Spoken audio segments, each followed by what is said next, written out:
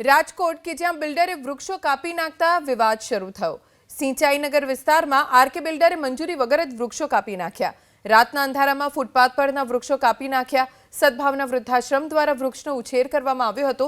શહેરમાં કોઈ જગ્યાએ વૃક્ષ કાપવા હોય તો મહાનગરપાલિકાની મંજૂરી લેવી પડે। આરકે બિલ્ડરે મંજૂરી લીધા વિના જ વૃક્ષો કાપી નાખ્યા।